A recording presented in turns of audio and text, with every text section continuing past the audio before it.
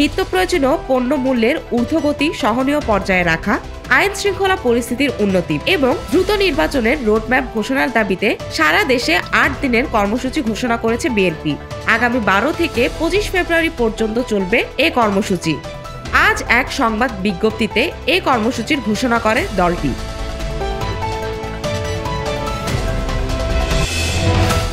ধানমন্ডি ৩২ নম্বরে গুড়িয়ে দেওয়া শেখ মুজিবুর রহমানের বাড়ি থেকে পাওয়া হাড়ের আলামত সংগ্রহ করেছে পুলিশের অপরাধ তদন্ত বিভাগ সিআইডি। ধানমন্ডি থানা পুলিশের উপস্থিতিতে সিআইডির ক্রাইম সিন ইউনিট আলামতগুলো সংগ্রহ করে।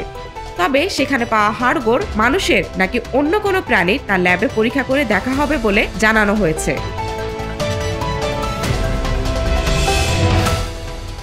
২০২৫ সালে হজে শিশুদের সঙ্গী হিসেবে নেওয়ার ওপর নিষেধাজ্ঞা আরোপ করেছে সৌদি আরব। দেশটির হজ ও ওমরা মন্ত্রণালয় এক বিবৃতিতে জানিয়েছে, তীব্র ভিড় সহ সব ধরনের ঝুঁকি থেকে শিশুদের সুরক্ষা ও সুস্থতা নিশ্চিত এবং হজ যাত্রার সময় তাদের কোনো ধরনের ক্ষতির মুখোমুখি হওয়া এড়াতে এই সিদ্ধান্ত নেওয়া হয়েছে।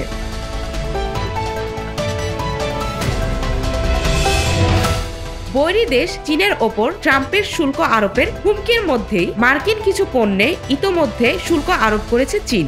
সেটি কার্যকরও হচ্ছে আজ থেকেই। নতুন মার্কিন প্রেসিডেন্ট ডোনাল্ড ট্রাম্প দায়িত্ব নিয়েই চীনা পণ্যে শুল্ক আরোপ করেছিল। এবারে তার পাল্টা জবাব দিল চীন।